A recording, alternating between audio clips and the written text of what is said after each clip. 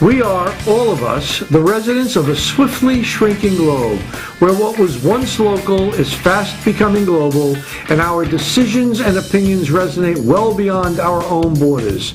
Join me each week, your host, Al Zucaro, from the epicenter of the Western Hemisphere, Boca Raton, Florida, in sunny South Palm Beach County, for a pointed look at politics, immigration, culture, and what it means to be a citizen of the world. Well, good evening, folks. Welcome back, citizens of the world. Here we are, and today I'm going to ask for a couple of things. Number one, we're going to have Tony Macaluso break away to him in a couple of moments, and we're going to have him do a analysis of some of the interesting Canadian elements with regards to real estate and cross-border taxation.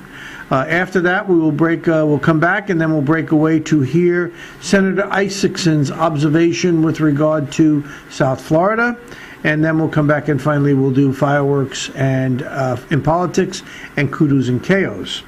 But at this point in time, let's move on and have Tony give us his pearls of wisdom, and take it away, Tony. Thank you. Thanks, Al. Tony Macaluso here again, and citizens of the world. Today, I'd like to just give you a little of insights. The last month or so, I've been traveling, and one of my trips took me up into Toronto, Canada. Canada, as I reported in the previous sessions a couple of months ago, is one of our leading purchasers of real estate, particularly here in Florida. They have purchased $2 billion worth of Florida real estate. In fact, in 2007, which everyone concludes was a terrible year, they spent about $2.7 billion here in Florida real estate. 8% of all the homes sold that year were to Canadian buyers. It's kind of interesting. Of 100% of the international buyers that enter the Florida market, 36% of them come from Canada. So they are a very meaningful part of our real estate business here, and we certainly want to encourage that. And one of the reasons is that the Canadian dollar now has been trading at or above parity with the U.S. dollar. In my early part of my career, I remember Canadians lamenting the fact that their currency was only worth about 80 cents on the dollar, and at one point it went down to 68 cents. So now that their money trades about even with the U.S. currency, and the price of properties have gone down substantially from any of them that were shopping here in the 03 to 06 period, they certainly see us as a real bargain and very affordable. One of the interesting parts is that the banks in Canada are very strong. They didn't do any crazy lending schemes at all. They still required 20% down. And so the equities in properties in Canada has actually provided the cash that they bring here to buy U.S. real estate. The average rate of a home, the typical price in the U.S., last I checked, was about $127,000. And up in Canada, it's $365,000 for a home. Until you go out to the West Coast and then the Vancouver area and beyond, house prices there are ranging about $700,000, and they are the source of buyers for properties in Arizona, in Phoenix in particular. They're driving the market where they can pick up $70,000 to $100,000 condominiums to get away from the cold during the winter months. We see Canada as one of our leading trade partners now. About 9 out of 10 of these Canadians buy for cash because what they do is obtain equity loans from their properties, which have quite a bit of equity. And while I was in Toronto, we were there for 2 days at a real estate trade show where there were 8,000 real estate professionals that went through the gates within those 2 days. Actually, it was a little higher than that. It was 4,400 the first day, and 3,900 were there at the start of the day at 9 o'clock in the morning, and I'm sure they exceeded that. So it was in excess of 8,000 real estate professionals, all of them very up on U.S. properties. They were also up on the price appreciation that occurred in Canada. Their appreciation has been running about 7.7% per year, and so it is one of those very attractive markets, although it's becoming more and more difficult to find any bargains there. But we did see that developers were announcing new projects, much like we saw happening here in the U.S. The real question, I guess, for the future is whether or not they're going to experience the same type of of bubble occurring in their economy, but again, with the fact that they're still running to strict banking rules with 20% down and not doing anything really crazy. Of course, most of them come down here with that cash, and the foreign buyers as a whole, about 64% now are paying cash, so they don't have to go to our somewhat dysfunctional banking system to get their loans to buy U.S. real estate. So they take their equity out of their homes in Canada, come down here, and of course they're looking for vacation, resort, retirement areas, and of course any place where they have family and friends are one of those areas that are very desirable.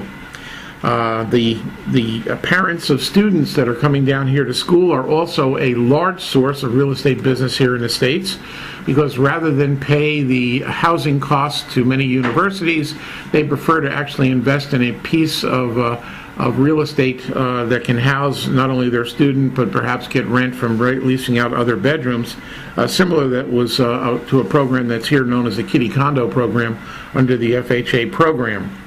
We have 3 million Canadian visitors every year visiting Florida, which represents about 10% of the Florida population. Our Canadian friends are good quality home buyers. They look for good quality properties. They are going to be a sustaining force in our real estate communities probably for the foreseeable future. And I can tell you from my experience up in Canada, they're gracious hosts. We had a wonderful time there. I look forward to going to Toronto again next year when they have again this real estate expo, including education as well as a trade show that was pretty remarkable. So until the next time we meet, we citizens of the world are all together, and let me just turn it back to the main show. Thank you.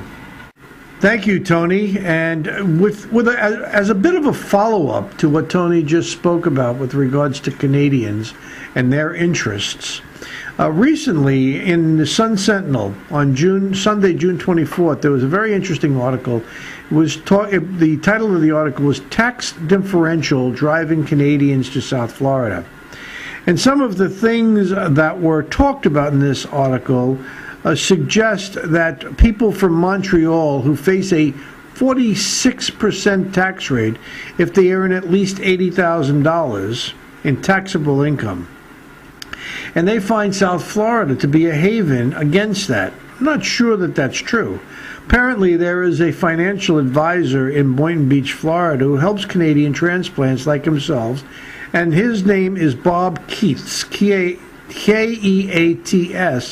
and he's written a book called A Canadian Best Tax Haven, the U.S. Take Your Money and Drive.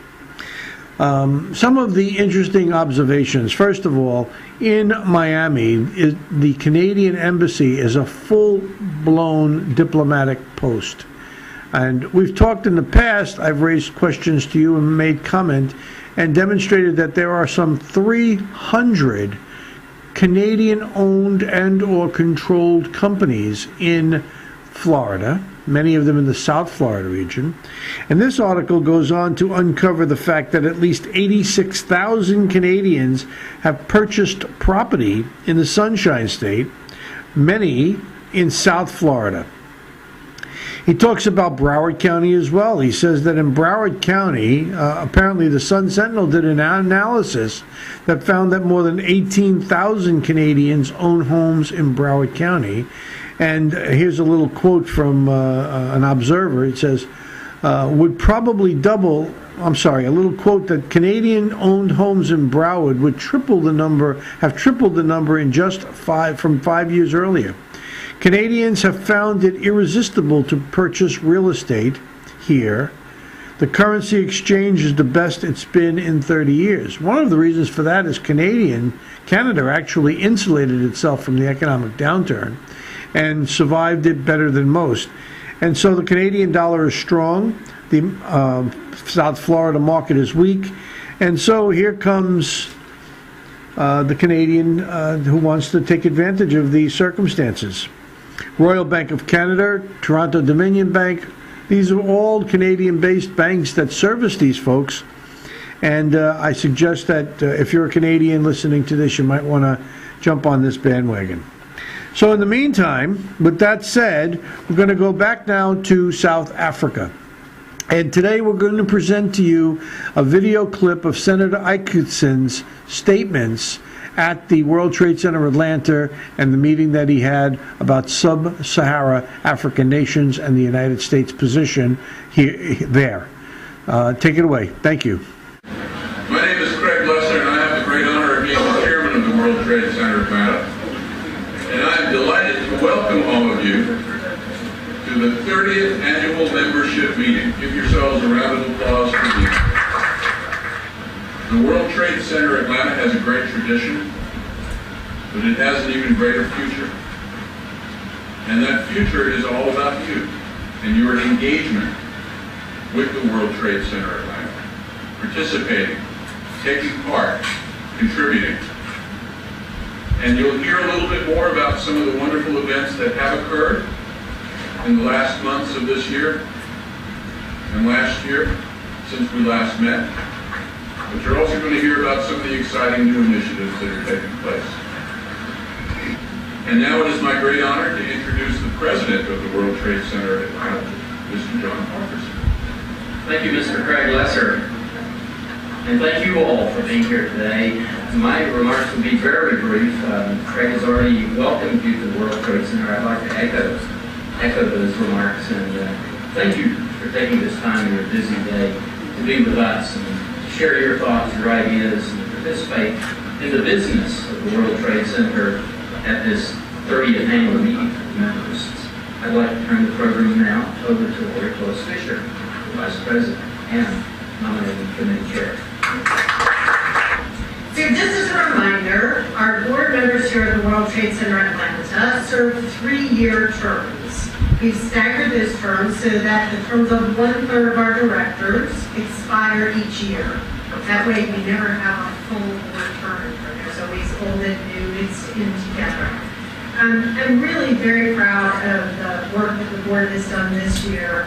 And especially our nominees that were new to the board last year in our board meeting that just preceded this meeting. We were talking about how active many of those new board members are and how much we appreciate and are benefiting from their activities and their energy and their commitment. So just as an encouragement to the existing and older board members like myself, our new board members are really adding a lot of energy and excitement, and I know we will follow suit.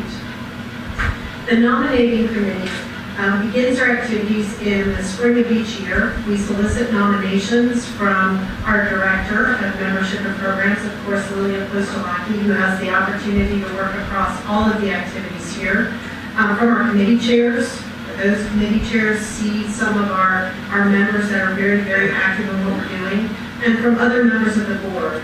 We also identify some strategic skills or experiences that we need in order to round out our board each year.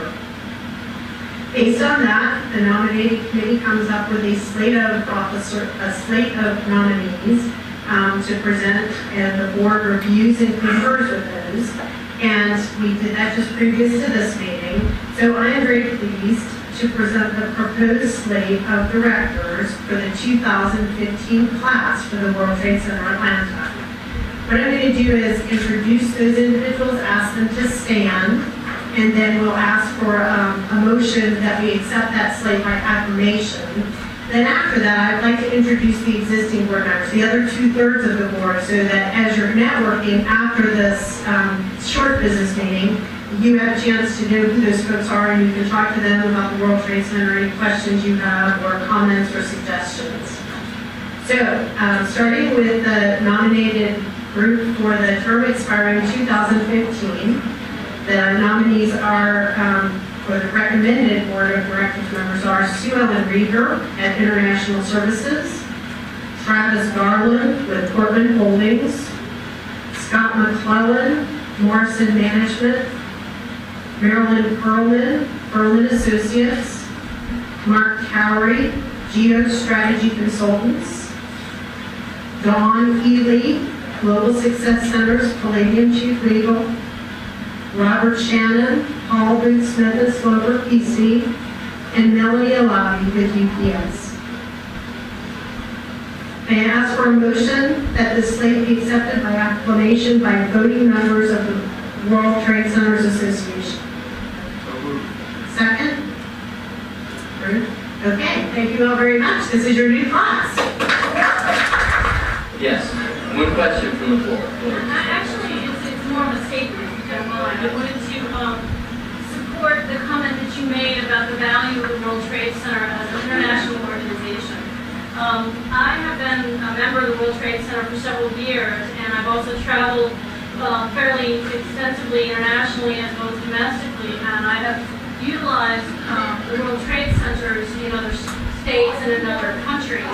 And just to give you an example, I've been to the San Diego and the Sao Paulo World Trade Centers, both of which are two of the largest World Trade Centers in the entire world, with membership that far exceeds most. And just to let you know how important and how valuable the World Trade Center organization is, both of those organizations, despite the fact that they have 800, 900, 1,000 members, they rolled out the red carpet for me when I came there with relatively short notice to say, I want to come, I want to see your World Trade Center, I want to talk to somebody, I want to see your resources. Not only did they roll out the red carpet, but I was meeting with the president and the senior people at the World Trade Center and being offered their resources. So, as John mentioned, the value of the World Trade Center as a global organization, it is absolutely 100% there. Take advantage of it. I don't care if you're going to St. Louis, or San Diego, or Sao Paulo, or Shanghai. Check out the World Trade Center in those environments, and chances are there's going to be one, and go there and utilize the services. Thank you, Don. We're supported at the World Trade Center by a very capable staff. Who often doesn't get adequate recognition, but we're just the volunteers. We're the faces out here. We're the members. But there are employees, there are staff here that does an incredible job of helping us put together the programs that we have at the World Trade Center, and making sure that there are chairs and building, microphones working, and all the various things that go into the daily work of the World Trade Center Atlanta. And you may not have met yet, because you just arrived since our last within the past year, but there's a new general manager here named John Gunter, and I don't see John, but I want to make sure that you recognize him and see who's running this place on a day-to-day basis. John, are you here? I am. Please welcome John.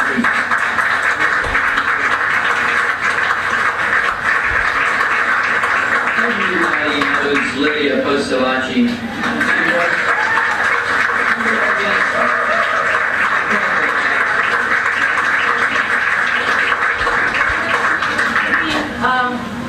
The support, we've been really always successful working with interns from different universities, and it has been a pleasure and great honor to work with these absolutely talented young people. And I am screaming loud there, they're talented, they need a job.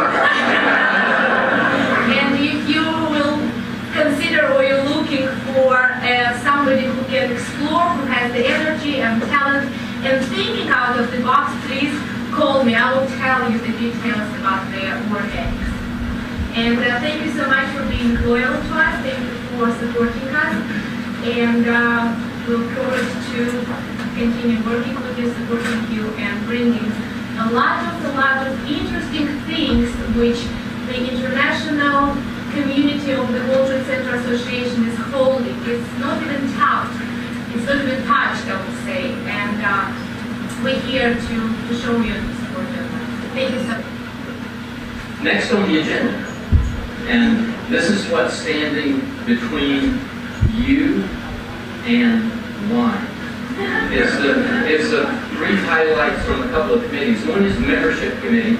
Unfortunately, the chairman of the membership committee just had to depart a few moments ago. She was going to report that membership's good. And other than that, I don't know the details of her report. I do know, I've seen some numbers, that membership is growing at the World Trade Center. There's some attrition, there always is, but the attrition's been more than offset by new members, and that, I think you can see by the numbers here today, is headed in the right direction, and we want to continue that trend. Thank you so much, membership, for being here. That's the report of the membership committee.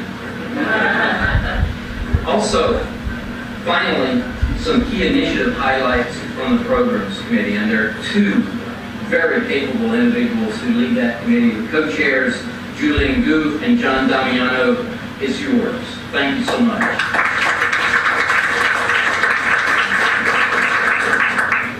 Well, we don't want to stand in your way of drinks and networking.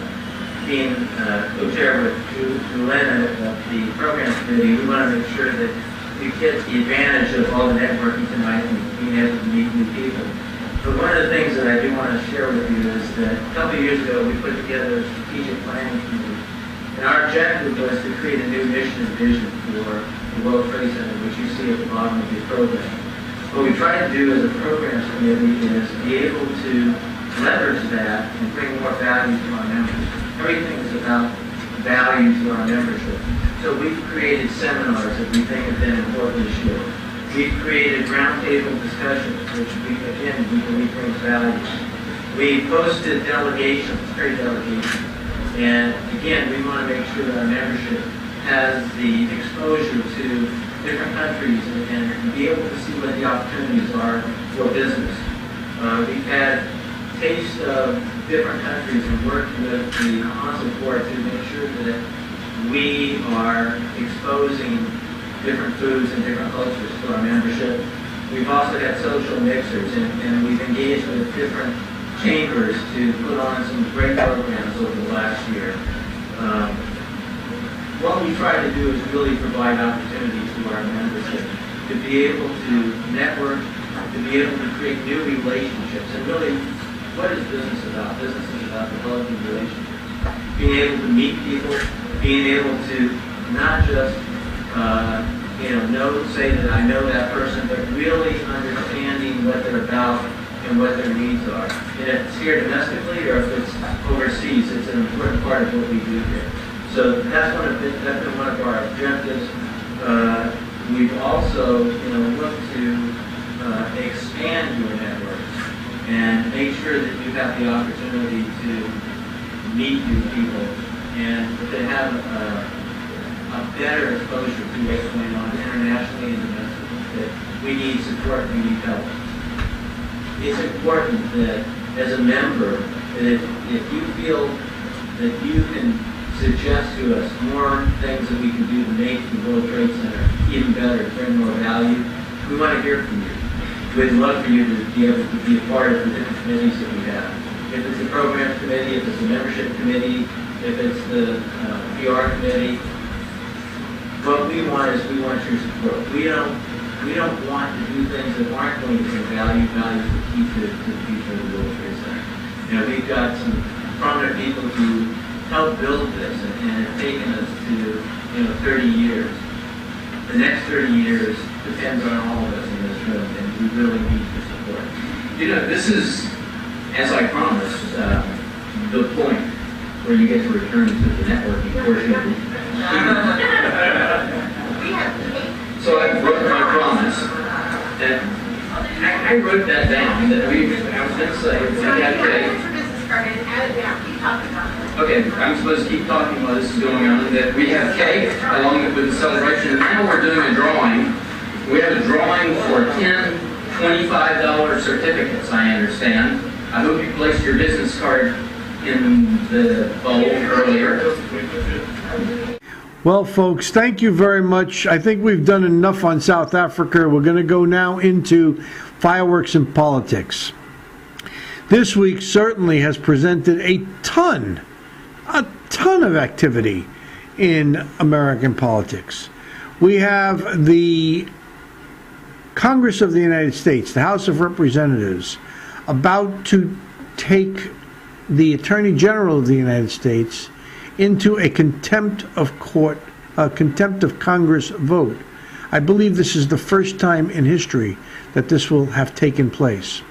We have Congress arguing that the Attorney General has not complied with a subpoena and making a compelling case to that issue.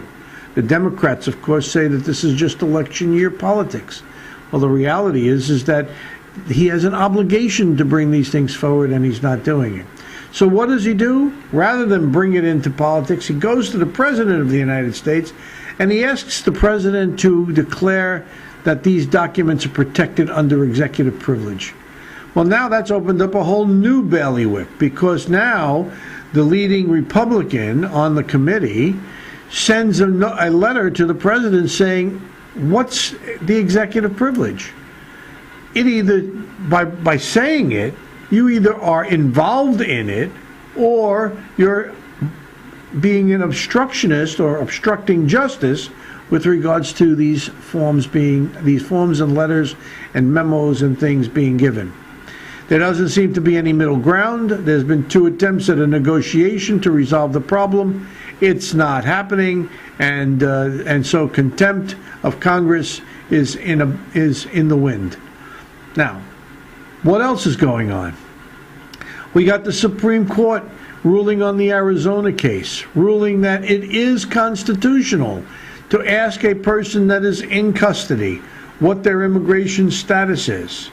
That's caused all sorts of controversy, has led all of the pundits to make all sorts of predictions, but the reality is that the constitutionality of asking for documentation has been upheld, and now other states can do that. We have a letter from 30 senators to the Attorney General demanding that an independent counsel be put in place to investigate the leaks from the White House or from the executive branch of government with regards to national secrets. Secrets that have put our fighting men and women in jeopardy, secrets that have put our friends in jeopardy, and yet there is absolutely no outrage or response coming from the White House with regards to this, and no apparent real effort to solve this leak problem. It's just Washington seems to be in disarray. Washington seems to be a mess. No wonder ordinary folks are discouraged. No wonder nobody really takes too much pride in what's going on here. So that's my observations on national politics. We have similar items going on here in local politics. I did an article for the local newspaper the other day, and where I talk about fiscal responsibility or irresponsibility. There is a group of citizens in the city of Boca Raton that are arguing that the police and fire pensions are out of control and the city needs to take an action. Well, the mayor apparently agrees with them, and she brought forward a request that the city manager tell the city council what that action may be. Well, that's scheduled for July 10th. We'll keep you posted. But in the meantime, I did a little look at this. We have pension contracts that are in place. Well, with a contract, you got one of 3 options. You either honor it. That doesn't seem to satisfy the citizens, at least these vocal citizens. We renegotiate. The contracts are in midterm. There's no renegotiation until they end, or until the unions agree voluntarily. Not likely to happen. Or you break the contract and you face the lawsuit. You lose that and you cost the citizens money. And then finally, there are 3 other options that other cities around the country are trying. There is a referendum. San Diego, California, and San Jose, California have done referendums where they have forced a renegotiation, and now the unions are suing. So now they've got a lawsuit to fight. There is bankruptcy. Cities around the country are taking this action. Stockton, California did it just this week. A city of 300,000 people. No options, no money. That allows renegotiation of everything. Nobody wants to renegotiate everything in the city of Boca Raton. And finally, there is an item called having the state appoint someone, a receiver, to oversee the corrective action. Clearly not something Boca Raton is ready for, needs, or has any interest in. But those are really the only options. It'll be interesting to see what the city manager says on July 10th. We, of course, will bring you the results. So from here, the epicenter of the Western Hemisphere, Boca Raton, I look forward to seeing you again next week. Good night now. We are, all of us, the residents of a swiftly shrinking globe, where what was once local is fast becoming global, and our decisions and opinions resonate well beyond our own borders. Join me each week, your host, Al Zucaro, from the epicenter of the Western Hemisphere, Boca Raton, Florida, in sunny South Palm Beach County, for a pointed look at politics, immigration, culture, and what it means to be a citizen of the world.